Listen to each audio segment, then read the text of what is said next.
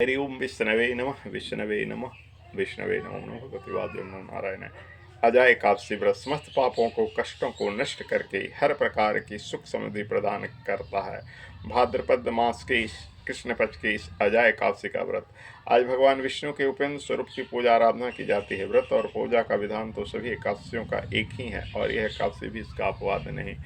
ओम शांताकारं भुजंगशयनं पद्मनाभं श्रीशं विश्वाधारं गगनसदृशं मेघवर्णं शुभांगं लक्ष्मीकान्तं कमलनयनं योगविद्याङ्गं वन्दे विष्णुभवैरं सर्वलोकैकनाथं। बोलो श्री हरि विष्णु भगवान की जय।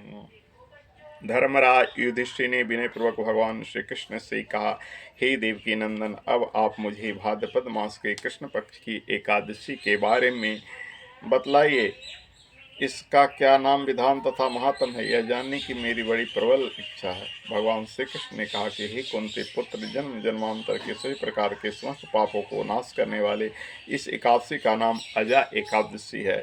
इसके व्रत को करने से मनुष्य सब पापों से मुक्त हो जाता है। जब मनुष्य इस दिन भगवान ऋषिकेश का पूजन करता है, उसको अवश्य वैकुंठ की प्राप्ति होती है। अब मैं इसकी कथा कहता हूँ, इसे ध्यानपूर्वक सुनिए। सत्ययुग में सूर्यवंश में सतवादी हरिश्चंद्र नामक एक महान प्रतापी चक्रवर्ती सम्राट था। एक बार उन्होंने अपना संपूर्ण राजस्व स्वामित्व को दान कर दिया और दक्षिणा चुकाने के लिए अपनी पत्नी, पुत्र तथा स्वयं को दास के रूप में बेच दिया।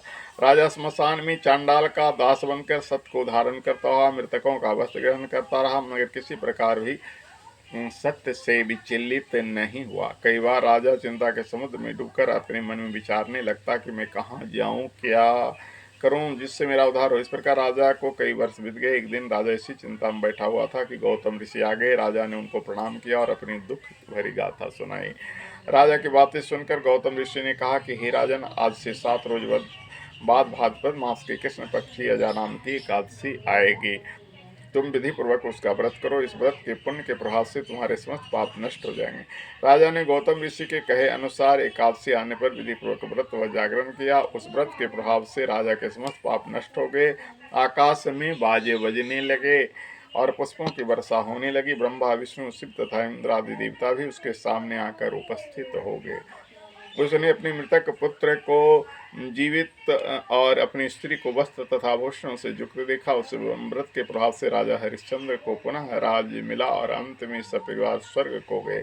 अंत में भगवान कृष्ण ने कहा कि हे युधिष्ठिर, यह सब अजय एकादशी के प्रभाव से ही हुआ है। जो मनुष्य विधि पूर्वक इस व्रत को करते हुए रात्रि जागरण करते हैं, उनके समस्त पाप नष्ट होकर अंत समय में स्वर्ग लोक की प्राप्ति होती है। इस अजय एकादशी की कथा श्रवण मात्र से ही अश्वमेघ यज्ञ का फल प्राप्त होता है। ओम सशंख चक्रम सकृत कुंडलम सपित वस्त्रम सरशीर्भेषणम सहारवक्षस्थल कौशुष्यम नाम विष्णु से सहस्रम। बोलो विष्णु भगवान की जय। इस प्रकार अजय एकादशी व्रत की कथा पूर्ण हुआ। आप इसे स्वयं सुनें और आपको सुनाएं। अगर उपवास नहीं भी किए हैं तो आपको एकादशी का आंशिक फल प्राप्त होगा। इसे अधिक अधिक मात्रा में शेयर करें तो भी भगवान श्री विष्णु की कृपा आशीर्वाद आपको मिलेगा।